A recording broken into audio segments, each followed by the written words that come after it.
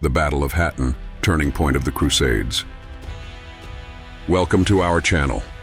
Today we delve into one of the most pivotal and dramatic battles in history, the Battle of Hattin, 1187 AD. This clash would not only redefine the course of the Crusades, but also reshape the balance of power in the Middle East for generations. Join us as we uncover the strategies, ambitions, and turning points of this historic event. Let's begin. The year was 1187, and the Crusader states within the Holy Land were struggling against rising tensions and an increasingly powerful enemy. In a singular and fateful clash now known as the Battle of Hattin, the Crusades would witness one of their most significant defeats, forever altering the balance of power in the Middle East. At the heart of this turning point lies a dramatic tale of military strategy, religious fervor, and political ambition. This pivotal battle marked a seismic shift, paving the way for the fall of Jerusalem and reshaping the Crusader efforts for decades to come. This video will delve into the causes, strategies, and far-reaching consequences of this historic battle. To fully understand its impact, we must begin by traveling back to the political and religious backdrop of the 12th century, a time of shifting alliances, crusading zeal, and the emergence of courageous and cunning leaders who would leave their mark on history. To truly understand the significance of the Battle of Hattin, we must first examine the volatile political and religious climate of the 12th century. Following the success of the First Crusade in capturing Jerusalem in 1099, the Crusader states, also known as Outremer, were established in the Levant. These fragile states included the Kingdom of Jerusalem, the Principality of Antioch, and the County of Tripoli. Surrounded by sometimes hostile Muslim territories and reliant on European support, the Crusader states maintained control through a combination of fortifications, military orders like the Knights Templar, and uneasy truces with their neighbors. However, by the mid-12th century the situation had shifted dramatically. Muslim forces in the region, once divided into smaller factions, began to unify under charismatic leaders. Chief among them was Saladin, a Kurdish military genius who rose to power as Sultan of Egypt and Syria. For the Crusaders, trouble was brewing internally as well. Infighting among their leaders, wavering European support, and reckless actions by certain figures would destabilize the precarious peace that existed in the region. The stage was set for a defining confrontation. While the Crusader states faced internal rivalries and dwindling European support, Saladin focused on solidifying his power base. Through strategic alliances and military discipline, he brought stability to previously fragmented Muslim territories.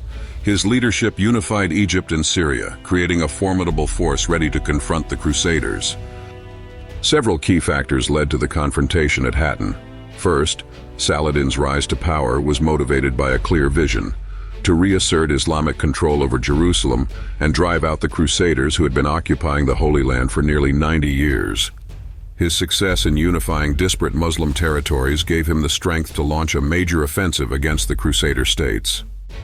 At the same time, internal divisions among the Crusaders were weakening their position.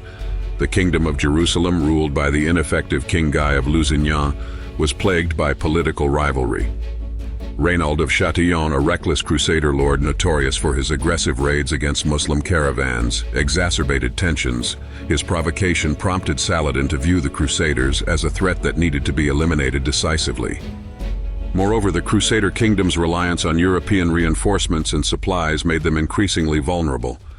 Saladin recognized their fragility and sought to exploit it by drawing them into a battle on his terms. Saladin understood the power of psychological warfare. By exploiting the Crusaders' dependence on water and their exhaustion, he carefully orchestrated their movements. His forces harassed Crusader supply lines, ensuring that every step they took brought them closer to desperation while maintaining morale among his own troops. Saladin's skill as a military commander was evident in his carefully orchestrated lead-up to the Battle of Hattin.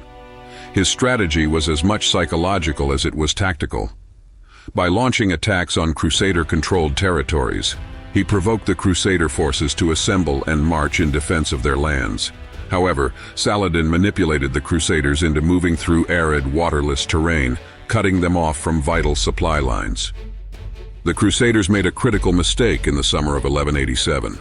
Reacting to Saladin's siege of the strategic city of Tiberias, King Guy of Jerusalem assembled his army, which consisted of knights, infantry, and the elite military orders like the Templars and Hospitallers. Against the advice of some of his commanders, Guy opted to engage Saladin's forces rather than remain in a fortified position. This decision would prove disastrous. On July 3, 1187, the Crusader army marched into the parched highlands of modern-day northern Israel, intent on confronting Saladin. They were unaware that they had fallen into a trap. By the time the Crusaders realized the extent of their predicament, it was too late. Saladin's forces expertly employed scorched earth tactics, setting dry grasses ablaze to surround and demoralize the Crusaders.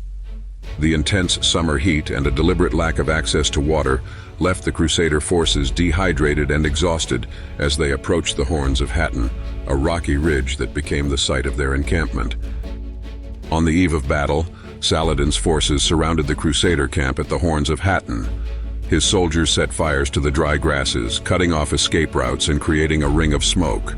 This not only disoriented the Crusaders but also sapped their strength further, setting the stage for a decisive assault.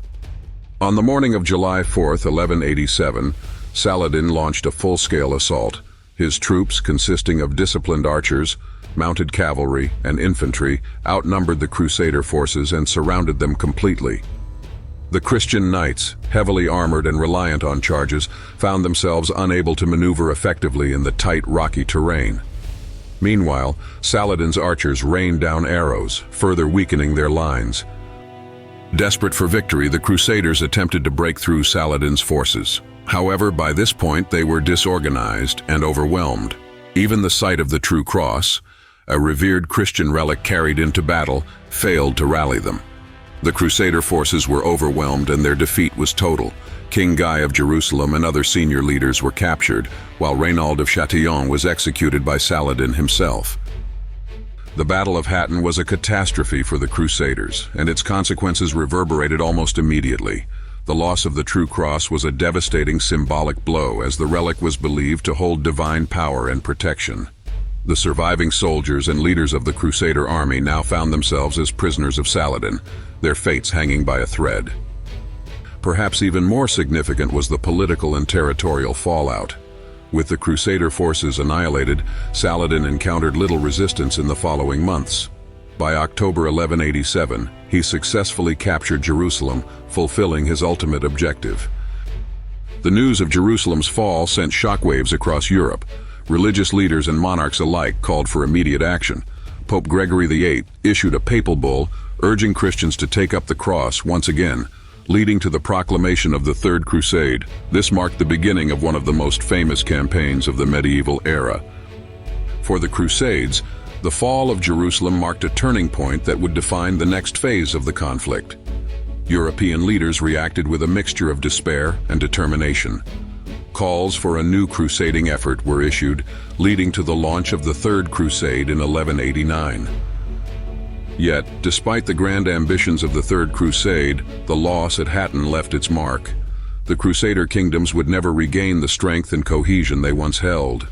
While Richard the Lionheart achieved notable victories, including a treaty granting Christian pilgrims access to Jerusalem, the city itself remained under Muslim control. The Battle of Hattin not only shifted the balance of power in favor of Saladin and the Muslim forces, but also established a legacy of unity and determination under his leadership. Saladin's reputation as a fair, skilled, and pious leader was cemented through the aftermath of Hattin and the recapture of Jerusalem. His policies of tolerance and respect toward Christian inhabitants of Jerusalem stood in stark contrast to the brutal sack of the city by the First Crusaders in 1099. For the Crusaders, however, the defeat marked the beginning of a long decline. The Crusader states became increasingly fragmented and dependent on European support, which waned over time. Though the Crusades would continue in various forms for centuries, the unity and momentum that had defined the early campaigns were irreversibly damaged. The Battle of Hattin remains a defining event in both the history of the Crusades and the broader history of the Middle East. It stands as a stark example of how strategic brilliance, coupled with an understanding of terrain and resources, can overcome even the most determined adversaries. For Saladin, the victory symbolized the culmination of his vision to reclaim Jerusalem and unite the Muslim world against common enemies. For the Crusaders, the battle was a sobering reminder of their vulnerabilities. It ushered in a period of reflection, reorganization, and reinvigorated crusading zeal. But the damage done at Hattin would never be fully undone. The legacy of the Battle of Hattin extends beyond politics and warfare. Saladin's chivalry and tactical brilliance earned him admiration even among his enemies. In European literature and art, he became a symbol of nobility, embodying ideals of justice and honor that transcended religious divisions. The battle's legacy endures in the historical memory of the region. It illustrates the fragility of empires, the volatility of alliances, and the enduring human desire to seek control over lands of spiritual significance. In telling the story of Hattin, we are reminded of the complexities of medieval warfare and the profound consequences of a single day's outcome on the course of history. Thank you for joining us on this journey through history. If you enjoyed this exploration of the Battle of Hattin, don't forget to like, comment, and subscribe for more stories that shaped our world. Share your thoughts below. What do you think was the most pivotal moment of this battle? Stay tuned for more fascinating insights into the past.